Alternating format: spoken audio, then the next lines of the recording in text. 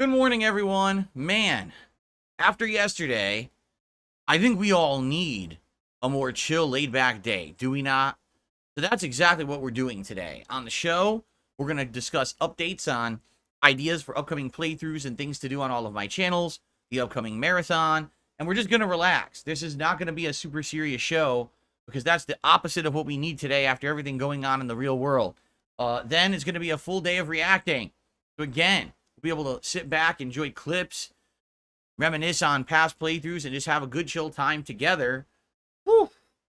Boy, am I glad that I get to do what I do and be the place where you guys get to separate yourselves from reality and just kind of relax. That's what it's all about on today's episode of the Level 1 Podcast.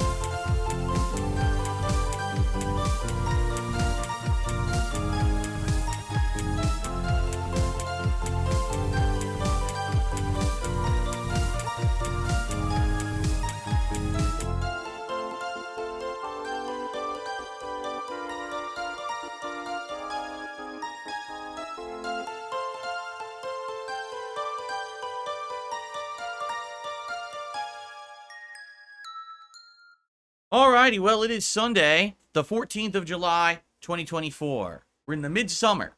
It is hot. Our heat wave here in Washington State actually continues.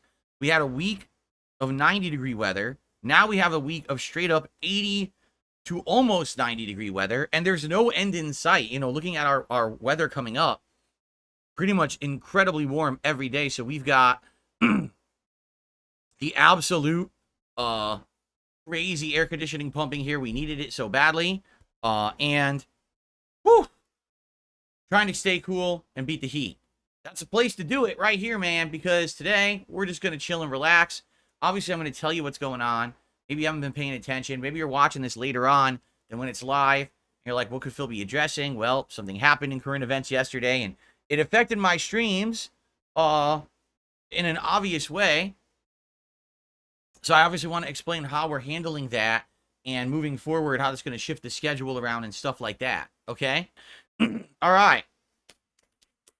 So, first of all, I wish you all well. I hope that you're all safe, happy, healthy, because good Lord, I know we're all going through a lot right now, especially if you live in the United States. A lot of stressful stuff going on in real life, politically and otherwise, and yikes, right? And so when all that stuff is happening, I'm happy to bring you a disconnect from that, a place to come have kind of a solace and a reprieve. And that's what I'm going to do today. You know, yesterday it did affect my content, and I said, all right, let's get this out of the way. So now we can come back today and we can relax together and not be affected by it. Okay? So let's explain. Let's recap yesterday quickly so you guys know where everything is at. And then we can jump in, shall we? So yesterday, the first stream, we talked about a bunch of topics on this podcast, which we're going to touch upon again today. So I don't really want to reiterate them, but basically, we need new game playthroughs coming up for about a month until new games hit in late August, because I'm about to finish Elden Ring DLC, and I'm about to finish both Riven Remastered as well. So we're going to need new stuff. In addition, we have a fun marathon coming up on the 27th, and we need to hone in on exactly what we'll be doing during that event. And then finally, on the DSP Throwback channel, Fallout 3's Restoration Remastered playthrough is done, and we're going to be starting up with some missing content for posterity purposes first, but I'm looking for what the next major playthrough should be in regards to, something to restore from my past and upscale it. So we have all these topics we're talking about.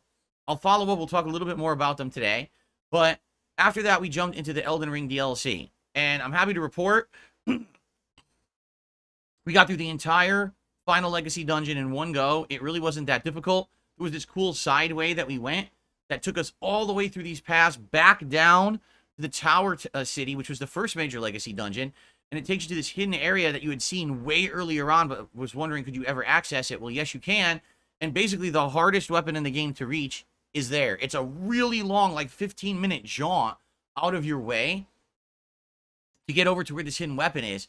Once you get it, it seems pretty cool. I'll be honest, I think you get it too late in the game to really use it.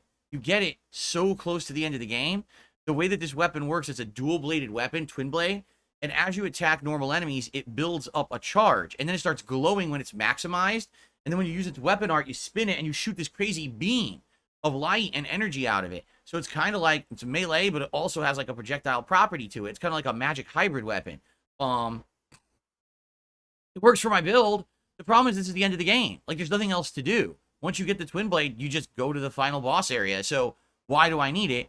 Definitely it's something that's probably catered for a New Game Plus run or a second run or something like that. So, yeah, it was cool to find. And then, basically, kind of going through this final area, the only real difficulty I had in the final area, there's this one enemy type that uses elemental magic, and sadly, the game on PS5, anyway, I don't know about PC, but on PS5, the game actually chugs in frame rate. The frame rate dips, and when the problem is when the frame rate dips, all of your inputs now are delayed. When the game slows down, so do your reactions. And that's not good. I mean, the same thing happened when I was playing Dark Souls 3 on the Xbox One, and we got to the Pontiff Sulivan boss. The game tried to push so many effects during that fight. Remember, he has the dual flaming swords and all the flame effects and shit, that the whole console lags, and when it does, you can't react to anything. He has clones coming out. Oh, I gotta dodge the clone. Nobody just die instantly. You can't dodge. It's like, eh? So I really feel like, sadly, this is a shortcoming of the game engine, and them trying to push it too far on the PS5, too many elemental effects with a certain enemy type, and it's frustrating. And you have to fight this enemy type quite a bunch in this final dungeon. Good news is, after dying a few times to one of them, pretty much no other problems. Now, there was one part that got me tilted, and right before the final boss, I think it's dependent on what, like, quests you've done during the DLC, you have to fight multiple NPC invaders at the same time. Now, if you've completed certain quest lines, you also can summon NPCs to help you during the fight. So I was facing off 4 people, but I had 2 people that I could summon. The thing is, you don't have to summon, but it seems like it's definitely designed for the summons, because if you don't, it's literally a gangbang. First you fight 2v1, and then the others start spawning in. You're like, wait, what? How am I supposed to do this? Now, you know me, I'm stubborn. I wanted to challenge myself. And I said, you know what? I bet I could do it without summoning. I'm going to challenge myself. So I tried various different builds, okay? Sadly, in all of their wisdom, they decided that the first 2 invaders that come in have full poise and super armor, and you can't interrupt it. So once they start with their attacks, you literally can't stop them. So for example, I said, let me try a guard counter build. It literally won't work against them. When you guard counter, they ignore the guard counter and attack you anyway, making the build completely worthless. That's incredibly dumb. Bosses don't do that. Ginormous epic bosses don't do that, but these NPCs do. Genius, right? So then I said, all right, well, let's go with the dual hammer build. So I tried that, and if I do jumping L1, which is basically jumping double slam, you can kind of interrupt them, and if you do it enough times, basically you could just keep interrupting them to the point where they die. If you have high enough poise, even if they hit you, you could keep doing it. So basically I found, by chugging my flask that gives me infinite stamina and just slamming them, I could kill the first NPC pretty much right away, leaving me to solo the second guy, and if I could solo him quickly, the other 2 come in later, and then it's just 2v1, and that's a lot more fair, okay? I tried this for about, probably no lie, probably about 40 minutes. Every single time that I was close to winning, the game would do something incredibly fucking stupid that's not my fault. So for example, I'm jumping and slamming, the game decides to rotate the camera. So now my character says, this way. Well, I can't control where my character swings. You have to rely on the lock-on system to work. When the camera rotates, the lock-on system stops working. That's a flaw of the game system. That's not me. I'm doing exactly the same strategy. It worked 7 times before.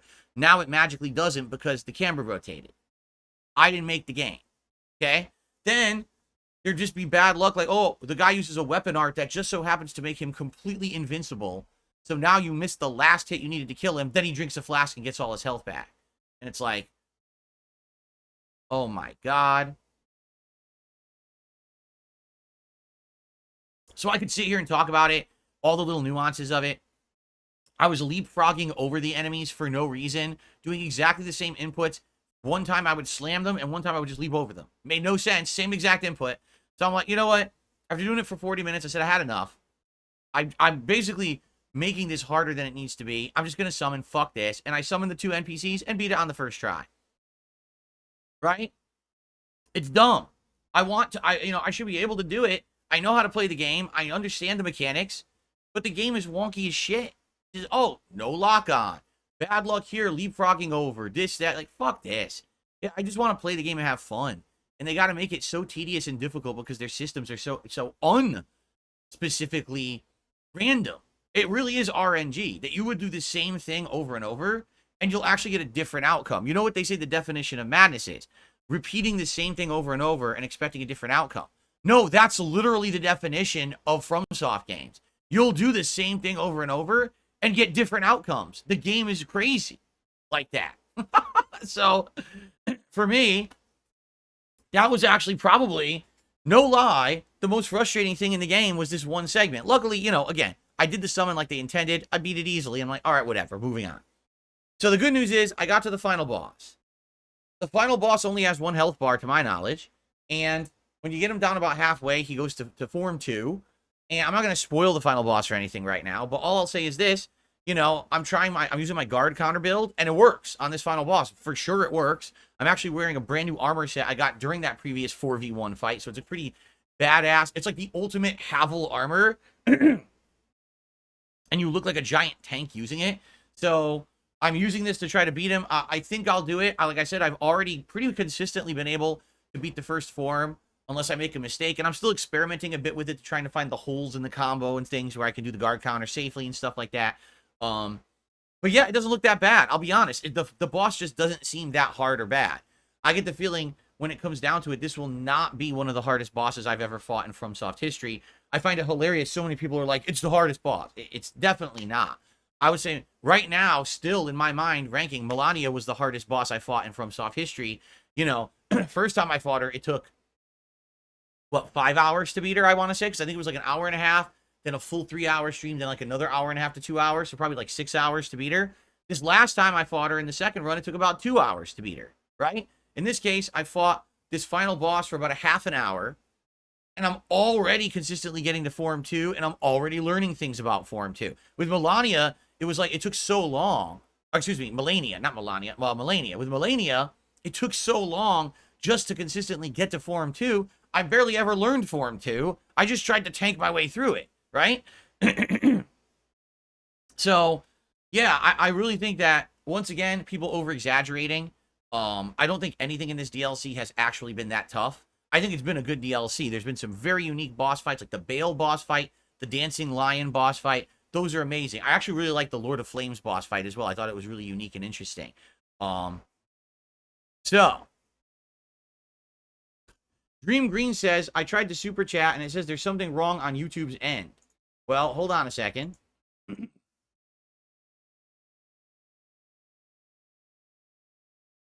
According to my page, everything is active and working, but I'm not calling you a liar.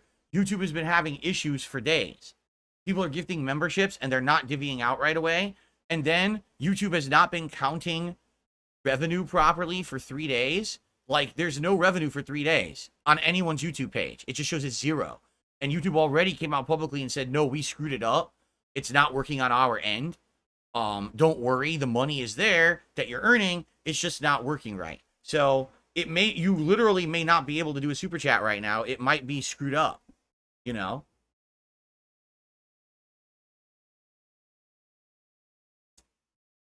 there's nothing that can be done about that. I would say if you're really trying to super chat and it won't go through, another way that you can support the channel is obviously whatchamacallit?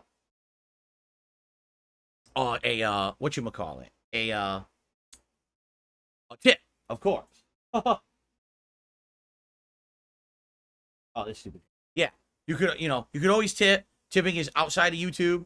So in that case, if it's not working, please tip me. That will help a lot. Okay. And I appreciate that you're attempting to support the channel. I'm sorry if it's not working. YouTube is having issues these last few days. Okay. Anyway, so continuing on. So yeah, I don't think anything in this DLC has been that tough, honestly. I think there's been some fun, unique stuff that I've really liked, but definitely not ultra challenging, especially if you're using the systems put in place, like respecking to use the new weapons, getting the Skidoo tree fragments, which you're intended to do. It's not that bad. So I'm fully expecting my next stream of Elden Ring on Tuesday. I will be completing this game. I don't think that it's going to take me 3+ hours to beat the final boss. I could be wrong, and if I am, that's fine.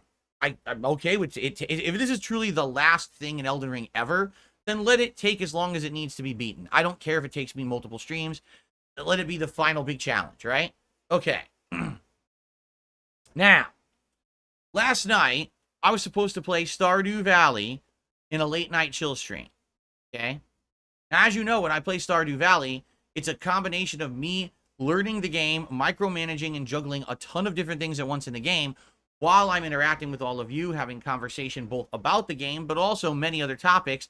It's supposed to be an interactive and chill stream in that way. Well, we all know what happened yesterday with the attempted assassination on former President Donald Trump, and it literally just dominated everyone's discourse. Like, so many people just wanted to talk about that. And I knew that if I was going to do a late night chill stream of anything, people were going to want to talk about it. Rightfully so. Okay? Now, if I start playing Stardew Valley, how am I going to micromanage all of the things in the game that you need to be paying attention to play it properly? And then also be learning new elements while I'm trying to interact with you guys and talk about this stuff. It simply put wasn't going to happen. Right? It was going to be a failure of a stream if I tried. So I announced basically last minute. I even had my PC on and I made the last minute decision. I said, you know what? I've decided tonight we're not going to do Stardew Valley. We're going to postpone that stream till later in the week. Instead, we're just going to do a late night chill with Phil's impromptu stream. Come on by, hang out with me. Let's just talk. Okay? So basically, for the first hour, all right, the first hour of, excuse me, the first hour of the stream was all talking about this current event and politics and all kinds of stuff. Okay? So FYI, that's what happened. Okay? So if you want to hear my opinion on what happened last night, all right, with this, please watch part 1 of last night's impromptu stream from July 13th, 2024. The entire, first half hour to 45 minutes is me talking back and forth with the audience about it. Okay? I said my piece on it. I've already exhausted what I had to say. I don't want to keep talking about it over and over. That's literally why I did it this way. So now it's out there. If you want to see my thoughts, you can go watch them. And then I can move on with my content. Okay? So we did that. And then basically what happened was for the rest of the night stream, which was about another hour and 15, 20 minutes, we talked about many other things. I mean, silly things, frivolous things, video games and food and all kinds of movies, TV, all kinds of different topics. And it was nice. By the end of the stream, we kind of had exhausted the kind of stuff that we were talking about. So there you go. So I don't know really, how much, attention you will give the rest of the show. If you just want to see a nice hangout session where we just talk about various topics, watch the rest. But it's 2 videos from last night. They're live on the channel. Please give them a look. And I hope you enjoy them. And I hope that that's, basically satisfies your desire to know what I think about what happened. Okay? Give it a look. Fair enough?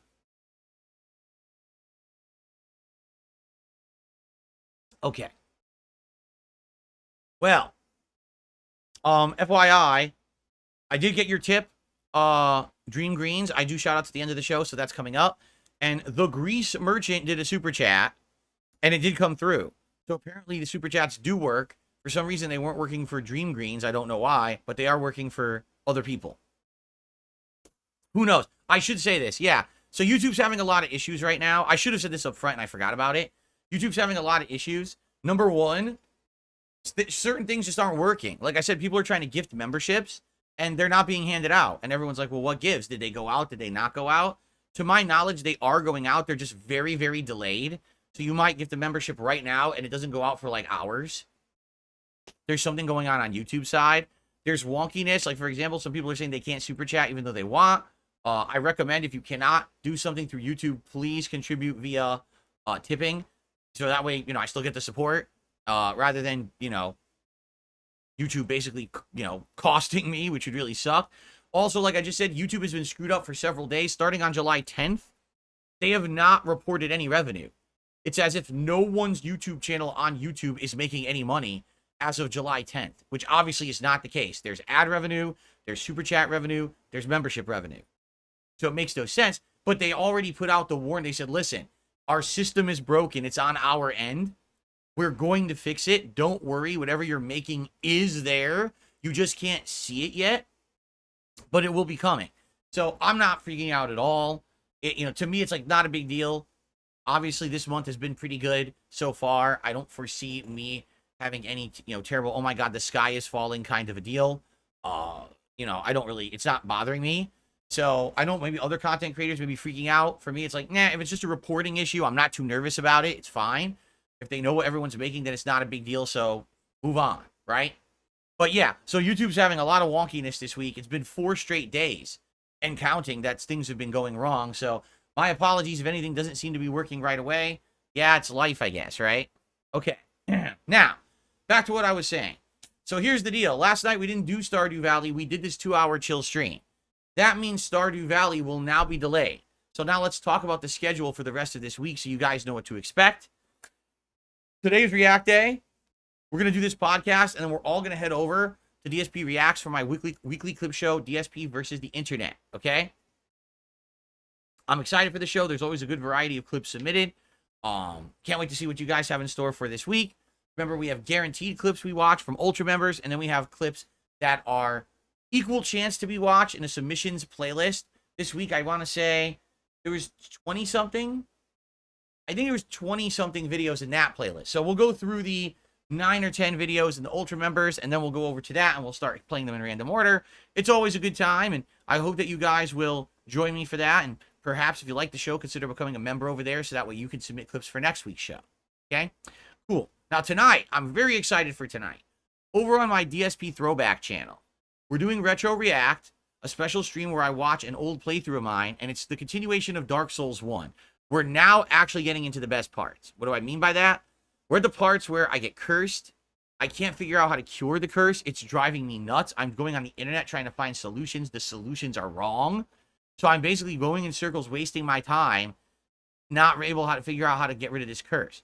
I remember then we end up going back to the depths. The depths are challenging. There's bosses and epic stuff coming up. So I think tonight will be a very good stream of Dark Souls 1. And then next week, we're going to finish it. We only have 2 weeks left to do this Retro React, and we're going to finish that original Dark Souls 1 playthrough and the epic rage quit at the end where I've had enough and I throw in the towel. In 2011, this was one of the incredibly rare times that I would have started a game and rage quit it and never continued. So it's a rarity. It's actually a historic thing for me so long ago to be doing that. So that's going to be fun to watch together. So I'm excited for that tonight, 6:45 p.m. Pacific time over on Retro React. Let's all watch Dark Souls 1 together and enjoy the history, right?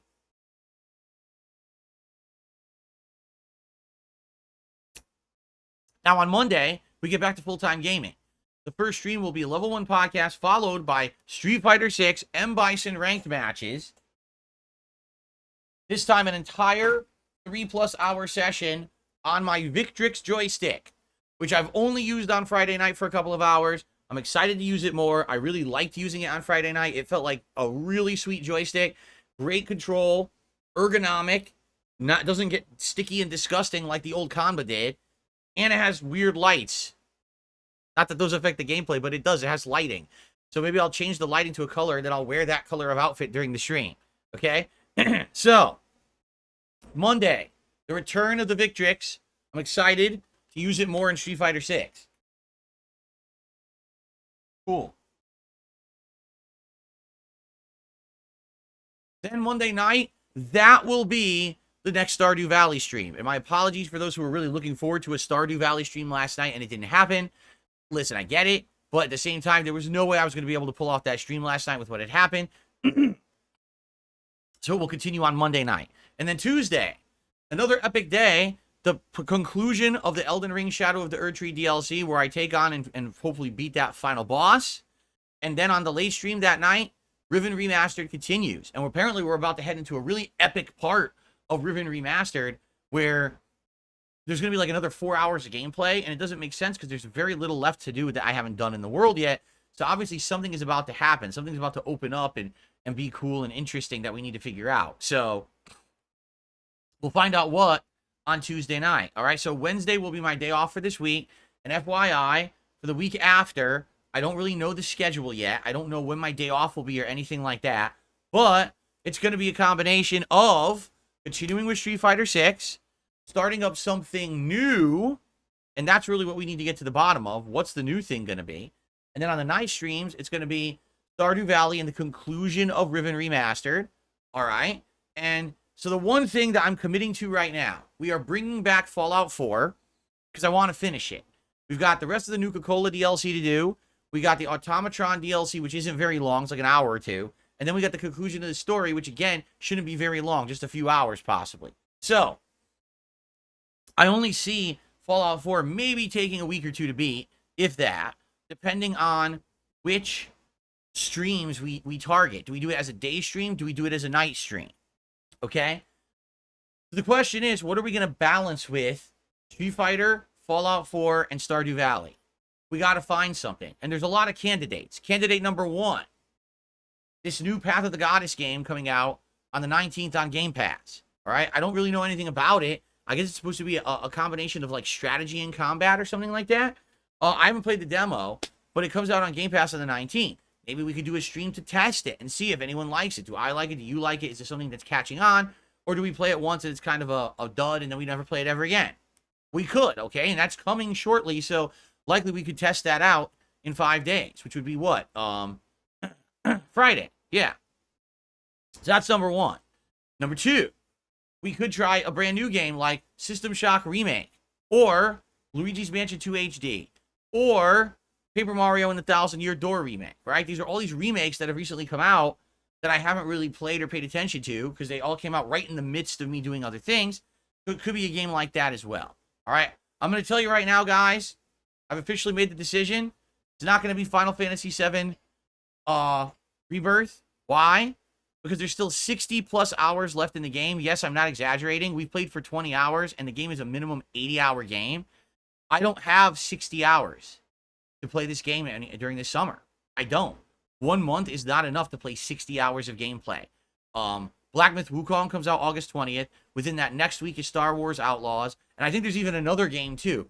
Let me take a quick look. But I'm pretty sure that within that time frame. Yeah, here we go. So we've got Black Myth Wukong on the 20th. Visions of Mana on the 29th. Star Wars Outlaws on the 30th. Quidditch Champion September 3rd.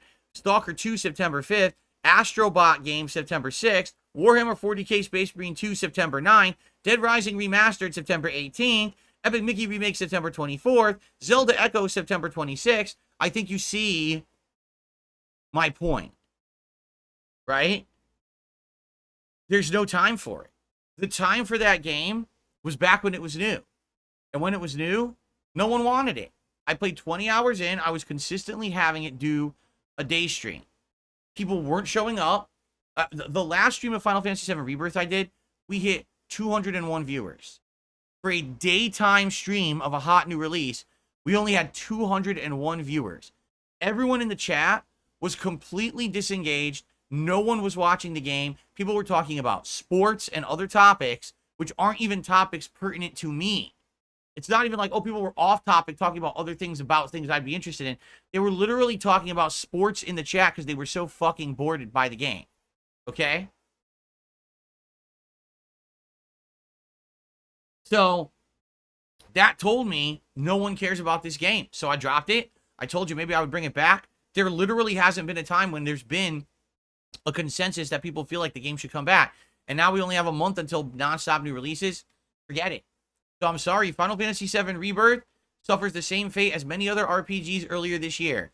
Too many of the same fucking thing in an incredibly short period of time. It's a victim of RPG overload. If these companies want people to care about their games, they need to actually have some fucking awareness around them.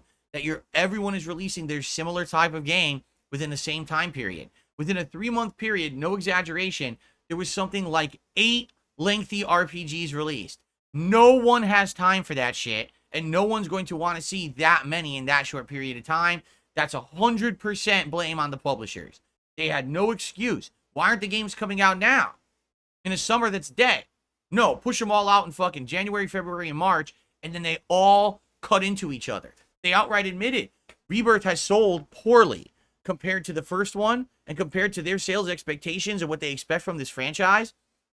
So that's Final Fantasy 15 sold poorly compared to what they wanted, and now Final Fantasy 7 Rebirth has sold poorly compared to what they wanted. I think Square Enix needs to go back to the drawing board and reestablish what Final Fantasy needs to be, because at this point what they're doing is not working. Okay? Anyway, so yeah, I'm not going to go back to it. Sorry. And it very well could have been one of the better games this year, but that's what happens, man. You can't just release within the same window as 10 other games that are the same and be middle of the pack and expect that you're going to get anyone caring about your game. I'll be honest. I liked it at first. Then when we got to that second open world area, I realized it was all the same. Like, all the open world content was identical to the first area. And I started to realize, oh no, this game may be way long and a real slodge, because we're going to have to keep doing the same repetitive shit over and over. From people who've played it, they've told me that. They said, yeah, what happens is every new open area is exactly the same activities, same shit to do. It's not very interesting at all. You just do this kind of repetitive formula. The best part is the narrative parts, which is great, except that you have to get through that sludge to get through it. So it's really a way too long game for what it should be.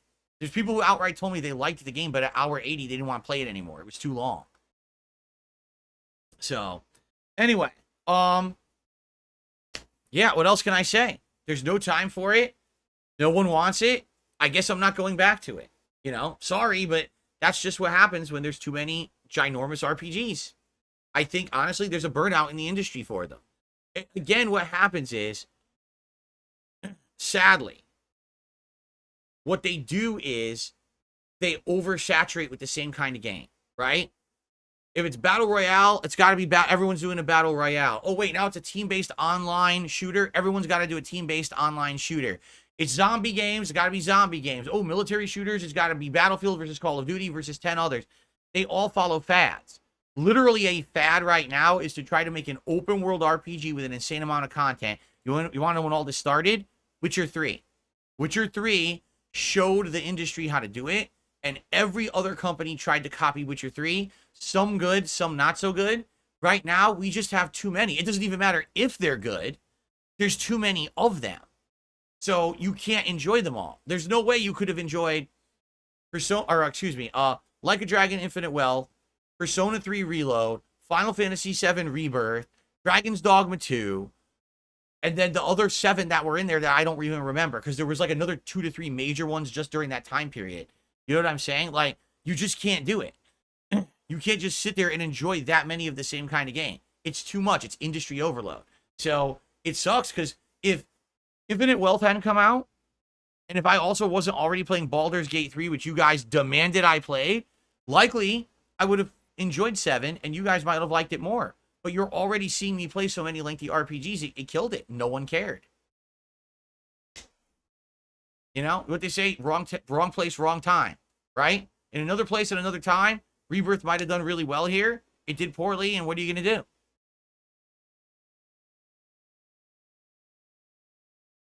Anyway. So I'm not bringing back Final Fantasy VII Rebirth. It's done. Okay? So now, what do? We need to decide. Okay? And quickly. Because like I said, when we beat Elden Ring on Tuesday, I'm going to bring back Fallout 4, but then very quickly, we're also going to go ahead and play my controller turned off. Then we're going to go ahead and finish up Riven. And when Riven's done, we need another game. So we're going to need 2 games for the rotation. We've got Fallout 4. We need another. And keep in mind, whatever game we select has to be a game that can be played in about a month's time, balanced with the other stuff I'm doing. Because August 20th is Black Myth Wukong, and then pretty much every week after that, there's another major release or more. So we need the time to be focused on those new releases. We can't be stuck and inundated with 100 leftover games, okay? So, what do you guys think? All right, I need your input on this. Now that I've put down my foot and decided, no, it will not be Final Fantasy VII. Should it be Path of the Goddess? On Friday, should the daytime stream be Path of the Goddess and we give it a shot and see if it's any good? Because it's on Game Pass on Friday. Or should it be a different game such as System Shock Remake, Luigi's Mansion 2 Remake, Paper Mario Remake, another remake, or maybe remake, you know, because every fucking game's a remake now, you know? So let's talk about it. We got to figure this out in the next few days. Basically, by the end of this streaming week, so we have today, Monday, and Tuesday to figure this out, because I want to be able to know what I'm doing on Friday, once we have finished up with, Elden Ring. So, okay? Okay. Now, also, the party is coming up. The party is quickly approaching Saturday, July 27th. Less than 2 weeks now. So the digital summer party. All right? I guess the question is, what would you guys like to see me do for the digital summer party? We've already kind of locked in a few ideas. So, example, we'll probably do a little bit of Stardew Valley chill. We'll probably play a little bit of Street Fighter 6. Maybe I'll be drinking, so we'll do some casual play with various characters on the Victrix, right? First time for me to maybe use different characters on the Victrix stick. That'll be neat. Some food, right? We'll get maybe some barbecue food or something like that. I was strongly considering doing a tier maker because we haven't done a tier maker since freaking Christmas. So that would be fun for variety, I think, to actually do a tier maker during the stream. But is there anything else particularly you guys would like to see? You know, one of my ideas... Sorry, because my camera's a little crooked. I'm trying to un-crooked it. That's good. I'm centered now. Yes.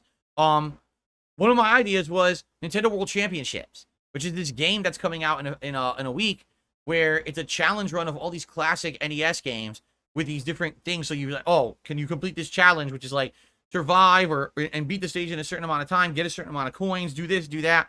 You know, I think it would be pretty neat to put out challenges for me to do, and then people can vote in the chat in live polls if you guys think that I could do it or not, and then we could see who's right and who's wrong, right? It'd be pretty fun, like this competitive element to it, right? So maybe that's something to do during it as well. All right, but if anyone has any other ideas, let me know. But that's what I'm thinking of doing in about 2 weeks' time. It'll be a great month-end event. I think everyone would enjoy it. I know I would. So it should be a good time, okay? So that's coming up on the 27th. Now, the other thing that we have to figure out, DSP Throwback, okay, is about to start a brand new playthrough of Dante's Inferno, but that playthrough is only going to last 5 or 6 hours, because that's all I recorded of Dante's Inferno. Because of the gore and nudity in it, YouTube wouldn't allow it back in the day. So I had to stop uploading it, and therefore I stopped playing the game. But those videos are lost to time. Now I can actually upload this remastered edition of the 6 hours I played of it for posterity purposes. So that's the next thing that I'll be uploading to DSP Throwback. After that, I'm going to be uploading other missing media. For example, the Suicide Kings online co-op sessions that I did with John Rambo and others, we can upload those raw so people can watch those and see how it became the Suicide King series eventually. And that's some pretty fun, chill content right there. Some travel vlogs and things. There's actually a whole trip. I went to New York City in 2010 with John and Howard, and we documented it, and that was really fun. As well as other things. I have to figure out like what exactly is or is not on the internet right now. But there's New York Comic Con 2010, but I don't know if that's actually anywhere. There's some things from Blip TV, but I'm almost positive I re-uploaded most of them already. There's a very short Kung Fu Panda playthrough that's like 2-3 hours, so maybe something like that. So basically, I want to get all these missing videos up for posterity purposes. That's going to be something that's going to be happening. But we need another playthrough because Fallout 3 is finished and LA Noire will be done within a couple of weeks. So we really need to hammer in what's the next playthrough that you guys would like to see coming in. And I'm debating various different things. And I'm like, well, what about Assassin's Creed 2? That's a huge classic from my early days as a YouTuber. Definitely seeing that upscaled, better quality, and put into better parts and thumbnails would be really beneficial. What about Dragon Age 2? That one's kind of pertinent because the new Dragon Age game is coming out later this year, so to remaster that playthrough might be fun. Or what about my original GTA trilogy playthroughs from back in the day that were done with a camera pointed at my TV, playing the PS2 versions of the game with all the music in it, and because it had the music, many of those parts have been blocked or muted on YouTube, and you cannot watch those original playthroughs in their entirety anymore because YouTube destroyed them. Okay? So that's probably a really cool idea of something to redo. So I'm balancing all of these ideas in my head, and I'm curious what you guys think about that. What is it that you would like to see redone? All right? And I need your feedback. Does anyone have feedback, or do you have a better idea than what I'm coming up with here? Okay? I'm just curious, and you guys, please, we'll open it up to Q&A in a minute. If you guys can give me your feedback on that, I would very much appreciate that, because I really need some guidance on what to do on that channel moving forward, okay? For the Throwback React stuff, we're good. We're going to do Dark Souls for 2 weeks, then we're going to go back to Mario and Sonic at the Olympics to coincide with the real-life Olympics. After that, we may do some PS Home React stuff from back in the day. I explored PS Home multiple times, so we may actually go through some of those, and then we'll see where else it takes us. What I'm excited for is later this year, once we get to like September, October, I'm going to do Halloween-themed stuff. So for the restoration purposes, we're going to bring back Red Dead Redemption 1 Undead Nightmare playthrough. That's going to be really fun. And then I'm going to actually be reacting probably to horror games that I played over the years. Maybe we could react to like some of my Resident Evil playthroughs and stuff like that from back in the day. That would be pretty neat, wouldn't it? So there you go. I think we got some good stuff on the horizon for the Throwback channel once we figure out what's the next major game that I'm going to be restoring. Okay? Cool. Guitar Player says, what about Fallout New Vegas? That's a good suggestion. The original Fallout New Vegas playthrough could be restored. The only thing I'll say about that, we just went through like 2+ months of Fallout 3. To follow up Fallout 3 with Fallout New Vegas, I think that may be too much of a good thing, too much of the same thing. By the end of Fallout 3, people were barely watching the videos. People are burned out on Fallout at this point. So I think that it makes more sense to do something a little different right now. But it's still a good suggestion, but probably for the future.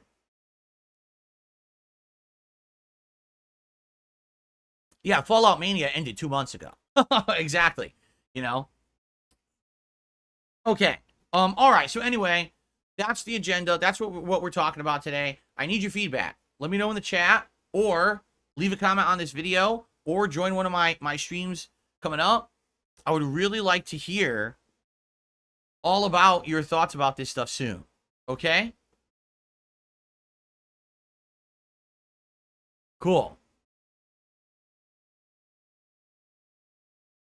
All right. Let's do some shout outs. All right. So we start off with the Grease Merchant, who did a super chat and said, super chat test. Hi, Phil. I'm a new fan. Cool shirt. Real summer vibes. Yeah, I wear these shirts all spring and summer. These button down, you know, short sleeve kind of party shirts. It's a good thing to do. I feel like it's also weather so hot right now. It makes sense to do this now. So thank you. Then you did a second super chat and said, would you consider a rhythm game like DJ Max Respect on Game Pass?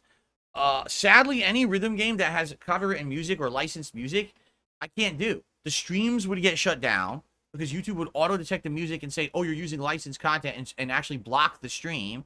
And then the video after the fact would either get massively content ID claimed, meaning I can't make any money on the video, or even worse than that, it could get muted or blocked, in which case no one can really watch the video. So when it comes to that kind of stuff, sadly, I can't really do much, okay? But thank you to Grease Merchant, which is funny because he very well could be making fun of me for some reason. His profile picture is my head upside down. Okay, then.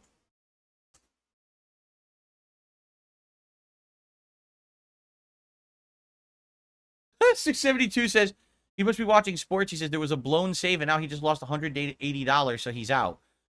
Why are you leaving my chat because you lost $180 in a sports gambling event? Are you off to drink yourself into a stupor? You can still do that on the stream. You don't have to leave the stream. You know that, right? 672, you can still stick around. You don't have to leave. Just don't do anything drastic, man. All right? All right, fair enough. Okay, so thank you to the Grease Merchant for those 2 super chats. And then, so Dream Greens, I see what you're saying. You're saying it did charge you for a super chat for $10, and then you tipped $10. The tip for $10, I'm about to shout out right now. The super chat, I don't see. I hope it goes through. Again, this is a YouTube side thing that I can't really control. So I don't know what's going on with that, and I apologize if YouTube's causing you issues here with it. That sucks, obviously, and hopefully it won't be that big of a deal and it will clear, or you get a refund. All right. Okay. So now, as for your tip, yes, indeed, my first contribution for tips today, a $10 tip from Dream Greens. Let's play a nice animation for you. Go.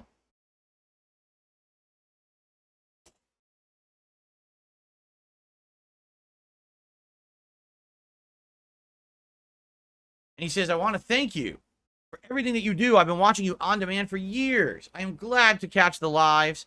Catch the lives? Oh, you probably mean to catch me live. And I appreciate all that you do. Keep it up. Thank you very much, Dream Green, for watching, enjoying, and supporting. Very nice of you, and thank you for the kind words as well. Excellent. Thanks for the first tip.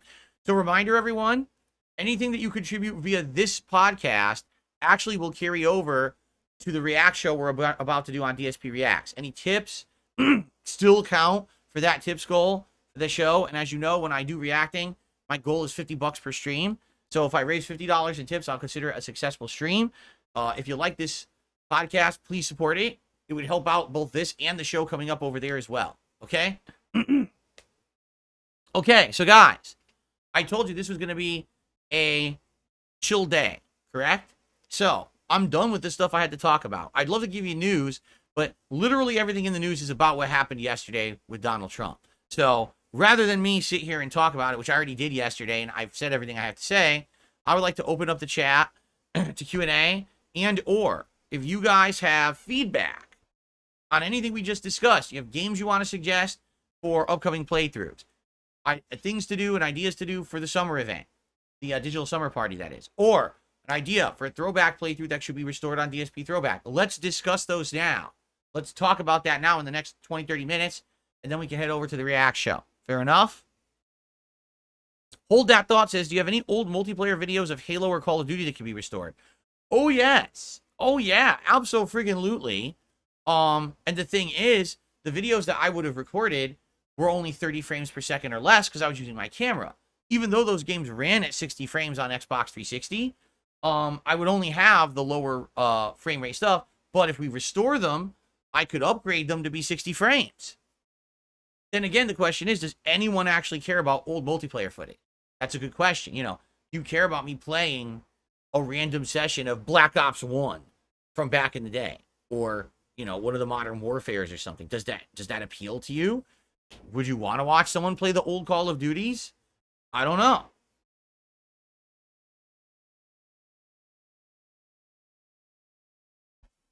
Hold That Thought says, I would like to see that. Clyde says yes. What do you guys think? I'll be honest with you, that's the first. I didn't even think of that. That wasn't even a thought in my mind to do the multiplayer stuff. So if that's something appealing to people, then maybe I should look into that. I'd have to scour the hard drives, right? What about old fighting game stuff? What about Super Street Fighter 2 Turbo HD Remix or Street Fighter 4 from back in the day? Because I have tons of that shit. I used to do tons of those sessions, and I could have those edited into 30-minute clips. They used to be like 3-minute clips. Those could be 30-minute clips, tons of matches. Like it could be a giant Madness session, DJ Madness, Blanca Madness, and it's one character feature, and it's the visuals improved, upscaled, and all of that. I could do stuff like that. Dream Green says, I would like to see some old horror games re-uploaded. These are good suggestions. I'd have to go back and look. How about, okay, so my oldest playthrough, Resident Evil 5, one of my oldest playthroughs of Resident Evil ever, my original Resident Evil 5 playthrough, perhaps?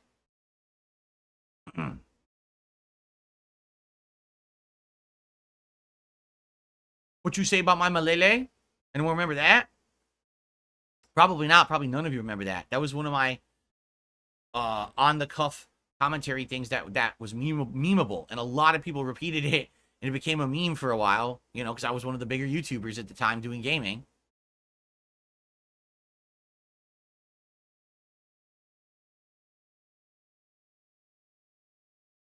Okay, this is all good suggestion. I think so. I'm thinking old multiplayer stuff.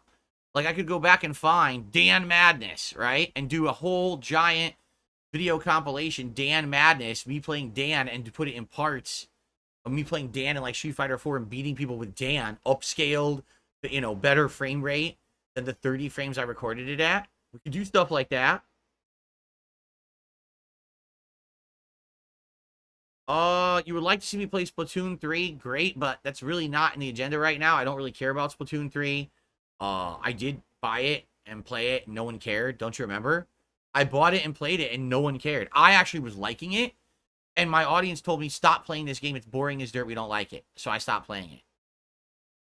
I tried it. It didn't work. I have never played Clive Barker's Jericho. No, I have not. That's one that I never dabbled in. Perhaps that's one, if it's available somewhere, to actually be played for a future event, maybe for a Halloween marathon this year. If it is available, I don't know the specifics about it.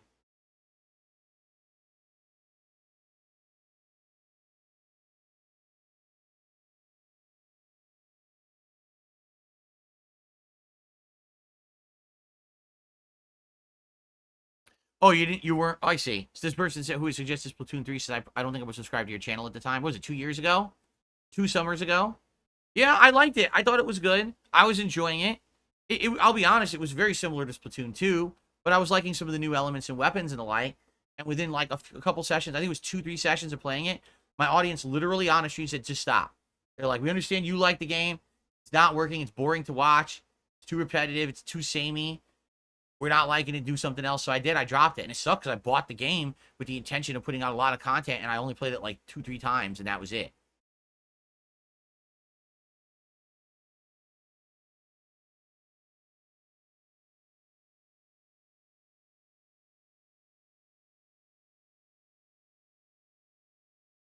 Oh, yeah, like, of course, Dan says, but that's just like Street Fighter.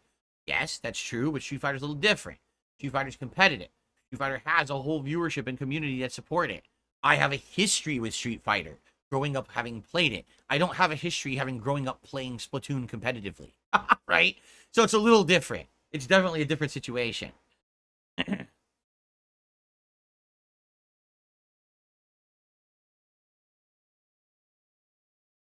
Princess Peach Showdown, I was interested in Princess Peach Showdown when it was announced. And then I played Super Mario Wonder, and I loved it and thought it was a super good Mario game. And again, the audience disconnected and didn't really like it that much. I think what it is my audience is older, like me, and they're wanting to see a certain kind of game or a certain kind of situation. And I don't think that my audience, sadly, is in the same vein as me when it comes to certain games. I grew up playing Mario, so anything that's first party Mario, I end up liking. Princess Peach, a platformer starring Princess Peach sounds great to me, and I don't think people really care. So I don't know what to say. I wish that my audience was connected with me on certain things. They're just not. Right now, I would love to drop everything and play Final Fantasy VI Pixel Remaster. And no one would watch it, and everyone would complain, what am I doing? Right?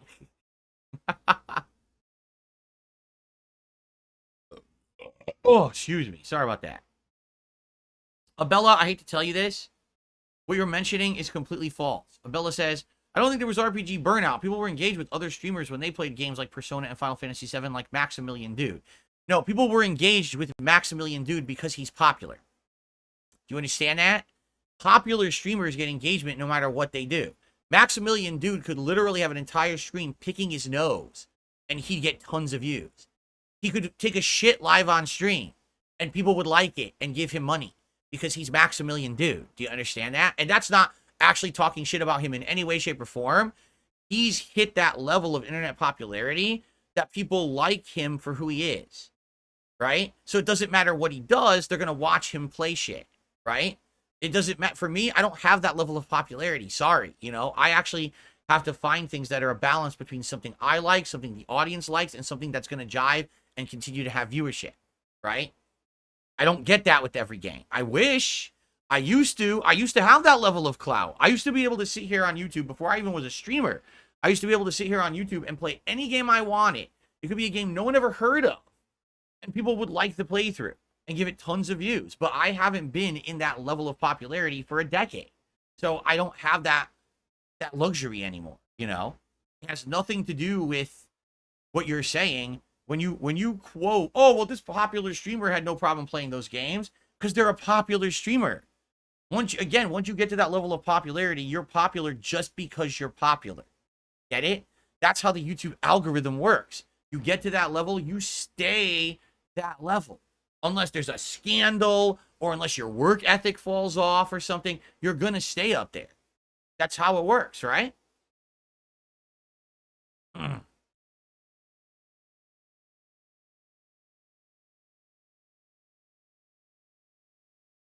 That's right. Clyde's right. People used to watch me purposefully cook bad food, and it would get me tens of thousands of views on a video of me making bad food on purpose. Right? Now I get 300 views on an average video. So I'm not at the same level as Maximilian Dude, so I can't just play whatever I want. Sorry.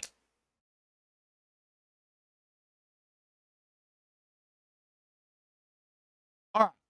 Sorry, but I have to do something here publicly today. BITW awesome. Listen, you're a longtime viewer, and you comment on a lot of videos, and you actually are a very positive part of certain streams.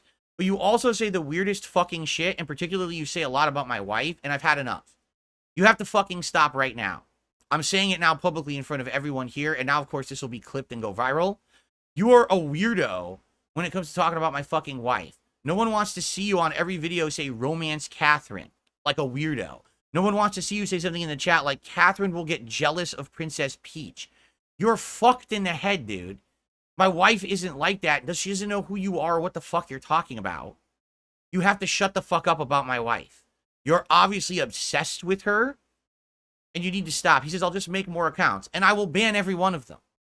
I don't care. You can make 5,000 accounts. I'll ban 5,001. If you don't behave, I'm going to fucking remove you. You're creepy, dude. And it's weird because sometimes you're actually very positive when it comes to certain playthroughs. And then other times, you're the biggest fucking creep. You have to understand there's a line that's drawn, and you're crossing the line when you're talking about my wife. So I'm going to publicly say it now. Shut the fuck up about my wife. If you put her name in your mouth again, I'm going to permanently ban you every fucking time I see you on site. Period. So shut up. This guy is fucking weird as shit.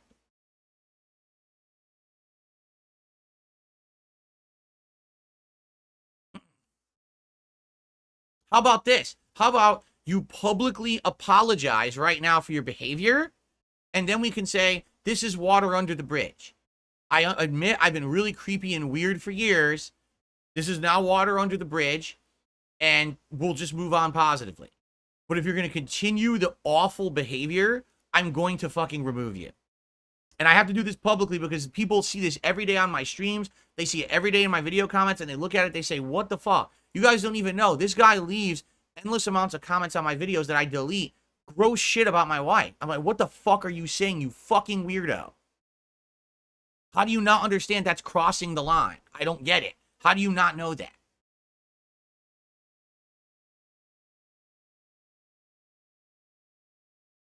Black Rose X Dragon, thank you for a super chat. I miss cooking with the king, and DSP tries it. It saved me from nasty foods. Oh, yeah. I mean, I tried all the nasty foods. Holy shit.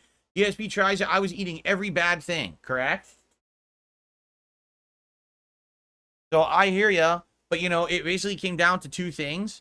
Number one, I was getting too old for it, and I really shouldn't have been eating fast food every week like that. Now I almost never eat fast food. Like, probably in a 6-month period, I'll actually eat like McDonald's or Burger King twice. And back then, it was like once a week, okay? But in addition, let's be honest. What happened was the series dwindled in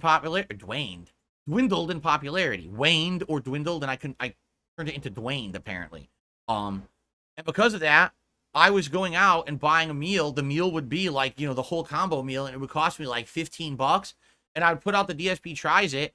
The video would get like 2,000-3,000 views, and it would make me $5.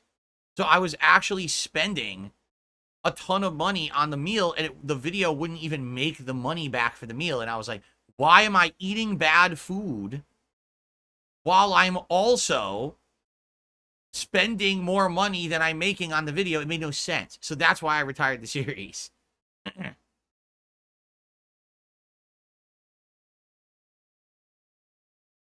I know, I said Dwayne. You just got Dwayne. You both dwindled and waned at the same time.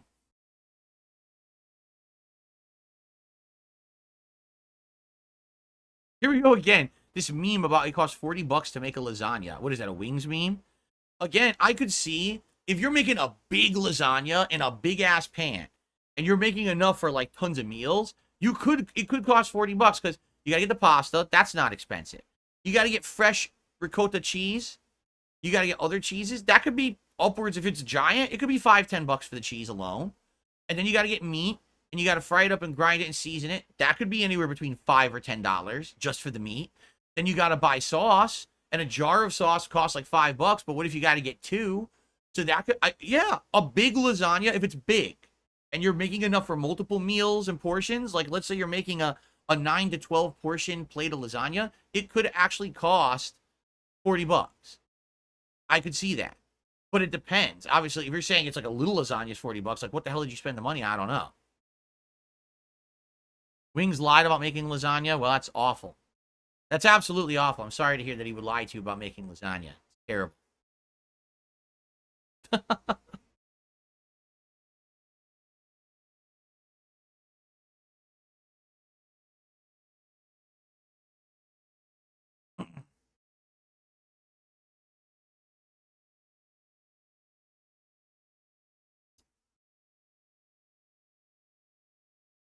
I don't know if Boogie lied about cancer. I don't care. Would you like me to officially say something about it? So about a year and a half ago, I think it was, Boogie announced on social media and then on his YouTube page that he had some kind of a rare blood cancer and that basically it was going to take years, but he probably would die from it. And actually, when that happened, I heard about it. And I personally, this is before we had any grudge or beef between us or anything. And I actually reached out to him via a DM on Twitter. And I said, I'm sorry to hear about this. I wish you the best.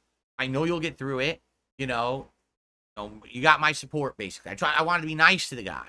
When someone's going through something like that, just to hear someone say something like that can actually be very helpful, right? And at the time, he was nice. He came back to me, and we had like a very little short conversation about stuff. And at that point, because again, this was before any of the drama with Keemstar or anything like that, he said to me he wanted to have me on one of his shows. Like, he'd always wanted to interview me and make some content along with me. And I said, I would consider it. Sure, I would consider being on your show. Let's talk. Maybe we'll have some details about talking about it. But again, this was years ago. This was, about a year and a half, probably like fall of 2022, something like that is when that happened. Whenever he made the announcement, that's when this conversation took place.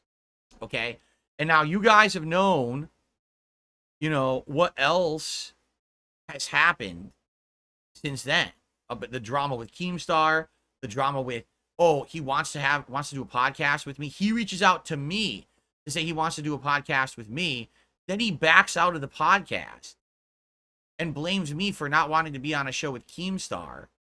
And then uses the show to make multiple episodes about me in a negative way. I literally haven't done anything negative about Boogie whatsoever. So I don't know why he would do that besides personal gain. So sadly, I hate to say it, it seems like the impression that I had about Boogie was wrong. I thought that he was a nice guy. He was just in a bad time in his life. I thought that maybe giving him some nice support or whatever would be nice. You know what I'm saying? But then, all of a sudden, when it benefits him, he decides to make me his mortal enemy. From what I'm to understand, on multiple times, he's talked shit about me. I don't know, because I don't watch any of the filth of that toxic stuff ever. I would never watch it. So I would never know what he said about me. But it's like, dude, I've never addressed this guy. I've never publicly really said much about him besides the fact that we were talking about maybe doing a podcast together. Like, that was it. That was the only thing I ever really said about that guy. Yeah, apparently there's been entire episodes of the show where he and others are just slamming me about complete nonsense. You know what I'm saying? Not even like it's pertinent stuff. It's just the same old memes, the same old toxic shit that everyone regurgitates that is not true or pertinent at all. They just repeat the same memes like parrots, like sheep, because they have nothing else to say. They just say the same shit over and over, makes them feel good about themselves to try to bring someone else down, which is absolutely pathetic. It's what a bully does, right? So, yeah, I mean, that's all I know about the situation. Now, you guys are saying, you've been telling me for days, oh, now, you know, he's apparently it's been revealed that he's lied about cancer and all kinds of shit. I don't know. All I can say is this. Someone like that, all right, it seems to me like someone like Boogie is someone who is destined to keep making the same mistakes. He never learns, right? So if there's already a track record history of him habitually lying for personal gain, he will probably continue to lie for personal gain forever, correct? Like, there's been no actual effort to change. If this guy knows that he is medically bad because of his health, then why doesn't he do things to change it and improve it? You know what I mean? Like, it just seems like he'll always be like that. So if that's the situation, and he lied about cancer and he lied about a million other things, I guess that's just who he is, and people either accept that or you move on. I don't even understand why people talk about it. Like, why? Here's the truth. If you actually feel that that person is like that, then why do you care, and why do you continue to talk about them or watch them? Just ignore them. If you know this is a person who all they do is habitually lie about everything to get over on everyone, then just ignore them, and they will fade away. They will disappear. Don't give them views. Don't give them attention. Just let them do their thing and fade into obscurity and then disappear from YouTube. Correct? Well, you know, because the truth is, if there's value there in what the content that the person makes, then people will still go back for the value they're finding. If there's no value, if the only value is they're a lol cow, we'll just ignore them. And then they will vanish, and you can focus on other positive things. You know what I mean? Like, I just don't understand why people care about this so much. How is this a big topic of debate? Oh, he might have lied about cancer. He might have lied about the scam about cryptocurrency or this or that. Who cares? You already know the guy's a habitual liar. You know that he turns on you on a whim for personal gain. How is this a story? Why are there people making videos that are getting millions of views about this topic? How is this even a topic? Who cares? I don't care. I don't give two fucks about this guy. He turned on me, said a bunch of nasty things about me when I was trying to be nothing but nice to him. My only interactions with him were nice things and trying to be on a podcast with him because he offered it. That was it. And then my hands were off. I was like, okay, whatever. Everything else is on his end. And literally is a track record of negative shit he said. So why would I give a hell about that? Listen, I'm busy, man. I don't got time to waste on that shit. I got my own stuff I'm doing. I got my own projects, my own content, my own family to deal with. I don't have to deal with someone else's nonsense. Fuck that. I don't have to waste my time on your drama. Get the fuck out of my life, you know? So, yeah, I don't understand. I don't even understand why this is a topic. I don't understand. If you already knew this is how the guy was, why did you even want him on a podcast to begin with? If you knew every word out of his mouth was going to be a lie, right? I don't know. It's like, oh, big news. Habitual bank robber has robbed a bank. Oh my God, front page news. No, they've robbed the bank 10 times before. Why is this a big drama thing right now? Like, why does anyone care? Why does anyone... Shocker, right? What are you talking about?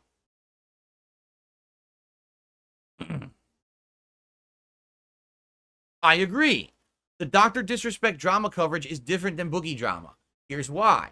The Dr. Disrespect story was shocking when it happened years ago, and we never had an answer for what happened between him and Twitch. When the answer came out, it was shocking because no one suspected that's actually what had happened behind the scenes. That's completely different than everyone else saying, well, Boogie's a liar, Boogie's a liar, Boogie's a liar, Boogie's a liar, Boogie's a liar. Yeah, we got that 7 times before. We didn't need to know. We don't have to talk about it again, right? So it's different. It's definitely a different situation.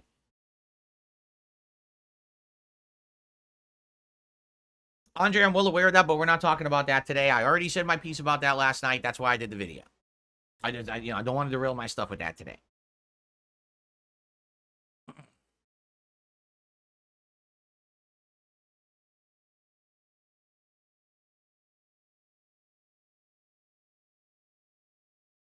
Oh, I don't believe that at all. No other YouTuber ever lied about cancer before. I don't believe that at all. I believe it's happened before, or at least about an illness. right? About, I wasn't there infamously a streamer who always said they were disabled and then come to find out they got caught standing up out of their wheelchair and it was all a sham or something. So similar stuff has happened before. This is not a big deal.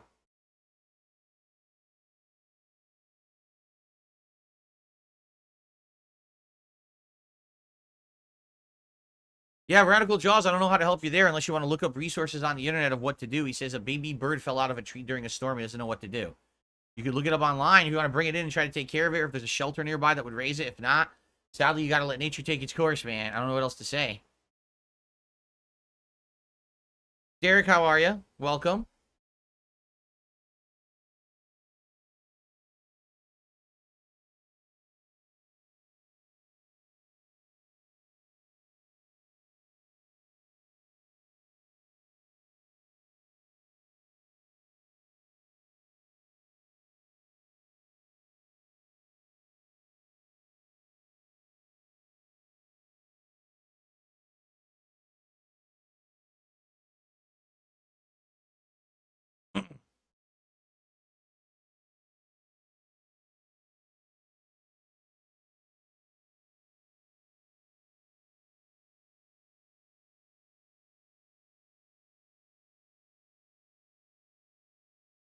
But boy, did I dodge bullets this year. Holy moly, guys. Like, seriously. Not being involved in any of this drama shit with these lolcow people. Not doing a documentary that... I'll say this now publicly, too, because people every once in a while ask me. I have not had any contact with Mike Klum since, like, February of this year. Where we kind of left it was Mike was going to go off and do other work and other projects. And he was going to cycle back and talk to me at some point about the possibility of maybe doing a documentary in the future. And we kind of left the door open there because I said, I don't want to do it now. Right. And then what happened is after it was off, we canceled the documentary.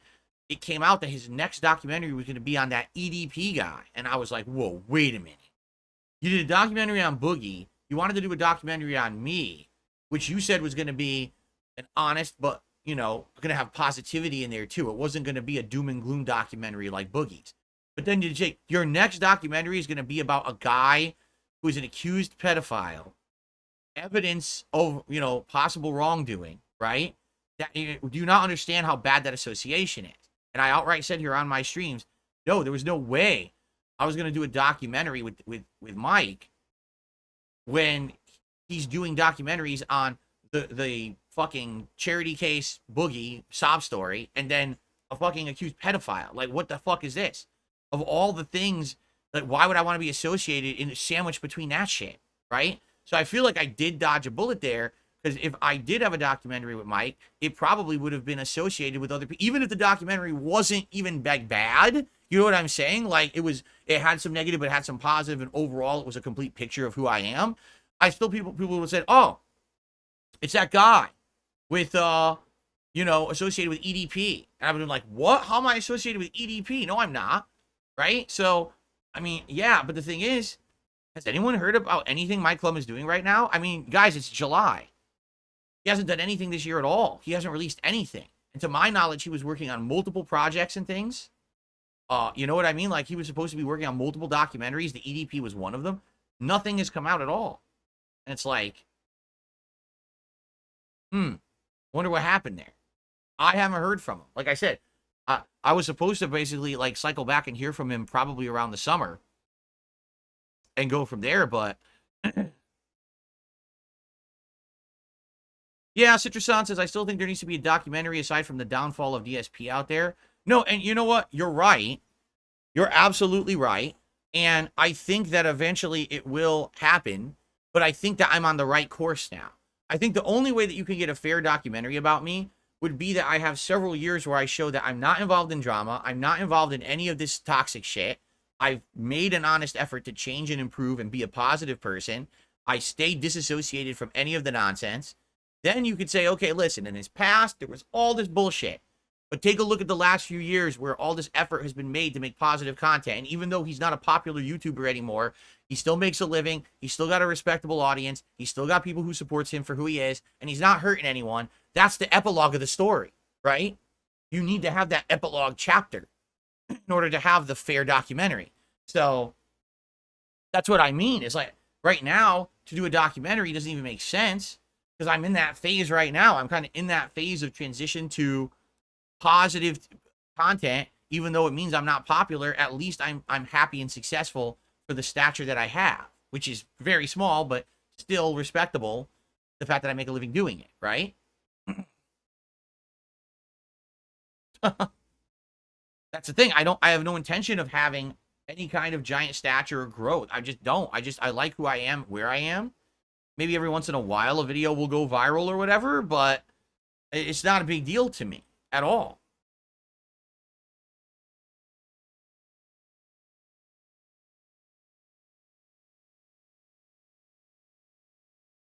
Yeah, Andre the DJ, see, here's the thing. He says, I saw an episode of Mr. Beast. 50 YouTubers competed for cash and prizes. I would say, I'm not sure I'd want to participate in that kind of a contest. You're in a good place already.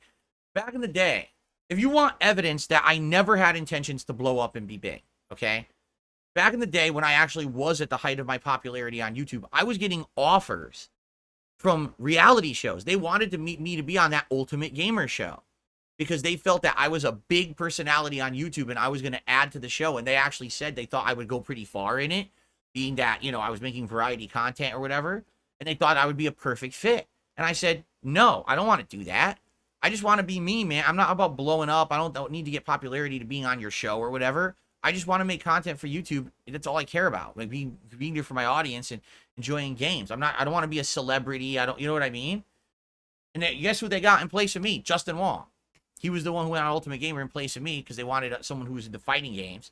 So they picked him. But that's what I mean. Like I had many opportunities over the years, offers and shit from companies and stuff. I just know. I never took the bag and I never ran with any popularity, which is what sadly most people did. They all did that. Whenever they had the opportunity, they always took it, no matter what. You know, just take it, grow, grow, grow. No matter what. Doesn't matter what you sacrifice. Doesn't matter how you change. Just keep going. You know, I don't care. I never cared about any of that.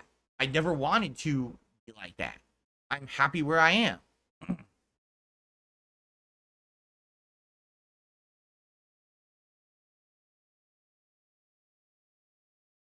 What's wrong with taking opportunity and growing? Because it changes you. It changes you. When you accept that and it's not something that you are, it's not part of who you are, right? Like when I came into YouTube, I didn't come into YouTube to be popular. I didn't come into YouTube to make money. I made YouTube videos for 2.5 years before I even monetized a single one. I didn't make a dime on it, right? I never had intention of trying to turn this into a job. I just liked it as a hobby, right? So when it became my job because I got laid off, it was shocking and a lifestyle change for me. And then, even then, I was like, I saw other people around me who were basically doing everything that I disagreed with in life. Toby Turner, taking ad campaigns to advertise Madden. He's never fucking played Madden in his life, but here he is advertising Madden on YouTube, and his ads that advertise his gaming channel are showing up on my gaming videos. It's 100% morally wrong. May not be legally wrong, but it's morally wrong. So I see shit like that. People always taking the opportunity to make a quick buck, and I hate it, and it drives me fucking nuts. I hate to say it, which a lot of people don't seem to understand. I'm not a money motivated person. As much as money would help out my life situation, I'm definitely not a money motivated person. I'm a morals motivated person. So because of that, there's a lot of things that I've turned down and I've been very different from others. Probably comes from being raised Roman Catholic and having those morals and values instilled in me. And that's how I kind of live my life. So I'm not going to be taking every advantage or jumping on every little thing. You know what I'm saying? I'm not. I'm only going to do what I feel is right for me and my audience. And that has essentially meant declining and becoming the whipping boy for a bunch of bullies on the internet because I didn't take those opportunities. I guess some people think that, you know, yeah, because he didn't do all those things back in the day to become big, that he's a joke. Wait, what? So because I stayed true to myself, I didn't sell out, I haven't changed. I don't think I'm some big fucking shot now. That's a bad thing? Really? Okay, if you say so.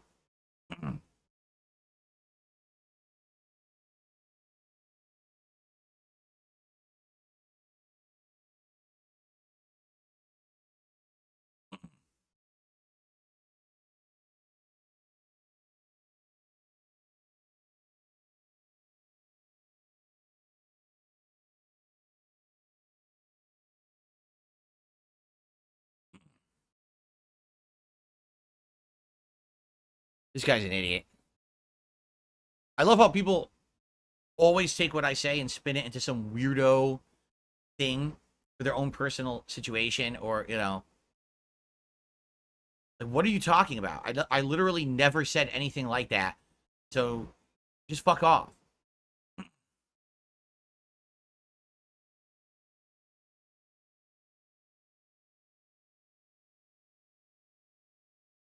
Okay. Anything else, guys? Any other topics to discuss today? Anything else pertinent before we jump over to the React show? Because we do have to get over to the React show in the next 5 to 10 minutes.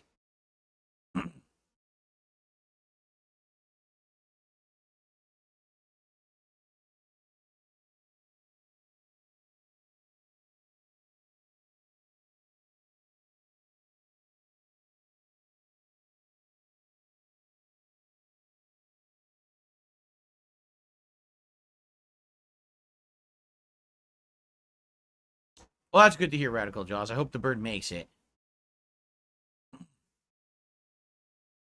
Well, thanks to those who chilled with me here today. Thanks to the few who supported early. I appreciate that very much. Like I said, that will count towards the React show. We're going to scoot over there now. How am I liking Bison compared to Blanca? It's different. You know, Blanca is kind of an oddball character. And basically, Blanca has strengths and weaknesses. What are Blanca's strengths? Great anti-air game. If anyone jumps, you basically get an insane punish. Pretty much almost for free against most characters. And doesn't really worry too much about the whole rush down deal because he has his own kind of tactics to get around it. So basically he negates like Cammy. I'm not afraid of Cammy with Blanca. I'm really not. Like, I don't feel like Cammy's a big deal with Blanca. He's got a reversal to get out of the corner. He's got tactics that get him out of that situation, right? And he's just as good at rushing her down, mixing her up as she is trying to rush him down, right? With Bison, I feel like Bison's strength is his damage output. He has incredibly high damage output. So as long as you're playing solid and you don't make a mistake and get trapped in the corner, you're going to play a solid game and win because you're going to do way more damage than your opponent is. You know, the problem with Bison is the moment he's trapped in the corner, he has no reversal. So he can't get out. He must guess to get out of a corner. Just like Honda, just like Dalsine, just like Zangief, just like Lily. All the other characters, they're all stuck in the corner. And that's what sucks. That's his one weakness is he gets stuck in the corner. But outside of that, mid-screen or with his, you know, his combos and stuff, he's solid. He's got good strategies, great, amazing damage output. So that's his strengths. Now, is he better than Blanca? Right now, a lot of people tend to say yes. They think that he's top tier. I'm not convinced. He's definitely mid to higher mid tier or lower top tier. I don't know if he's top tier. He doesn't have completely safe gameplay like others. Like the top tier has completely safe gameplay where they can play and mash a button and get away with it. They can do a endless drive rushing and get away with it. He can't do that. So I don't know why people are under the impression that he's like top tier, except the damage. I think once people find ways to stop the constant offense that they're getting hit with from Bison, and they realize he won't be able to hit as often. When he hits, he'll hit hard, but he won't be able to hit as often. I don't think people are going to be that scared of him anymore. I think right now people are still feeling him out and trying to figure out how he is as a character. What I think a lot of people don't realize is that his head stomp and his double reverse are unique and may actually be a bigger part of his game than people think right now because top players aren't even using it. Top players aren't using head stomp and aren't using double reverse. I'm trying to put that into my strategy. You see? I'm trying to be different. I'm trying to implement new stuff that others aren't touching. So we'll see in time what happens. I definitely think he's a great character. He's at least as good as Blanca. But the thing is, when I play with Blanca, I don't ever feel like, oh no, I'm in a disadvantageous situation. Even if someone's rushing me down, I know if I have meter, I can do EX up Blanca ball and kind of get out of that situation. It's just going to cost me meter. I don't have that with Bison. I've got to guess to get out of situations, and that's, I feel like it's a disadvantage in that case. But then when I hit, here comes giant damage, right? So that's kind of the trade-off.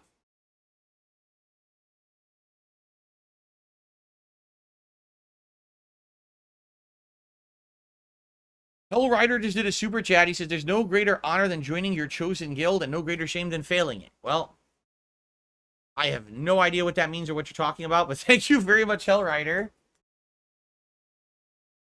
for the super chat today.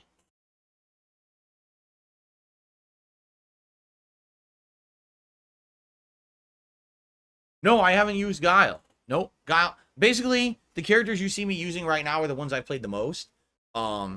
I tried various other characters, but I don't think I ever did a session with Guile, did I? I don't even think I did. Nope. I've used Guile in other Street Fighter games before. I've used him in Super Turbo, obviously, and other versions of Street Fighter 2. I played him in the CVS series a bit. I tried him in Street Fighter 4. I thought he was good in Street Fighter 4, actually.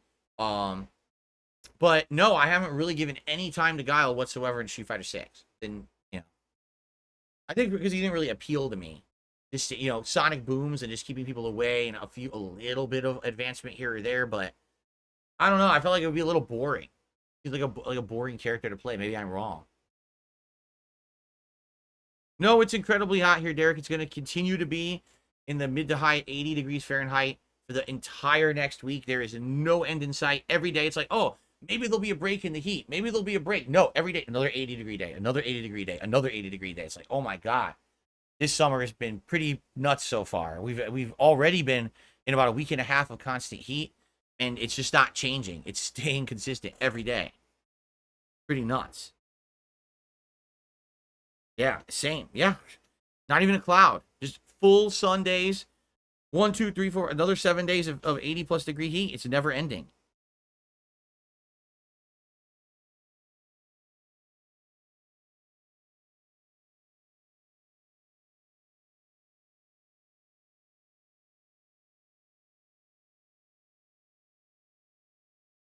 Sheesh.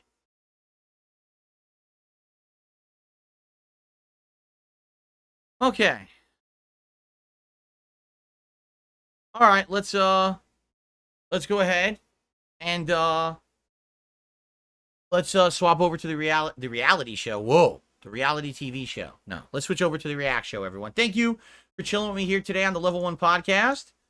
And tomorrow we get back to fun gameplay. I'm excited to use the Victrix again. I'm actually disappointed. It's been 2 days I'm not playing Street Fighter. Now that I have a better joystick, like, I have to wait. But I'll be patient, and tomorrow I'll be back. Thank you all. See you then. Peace out.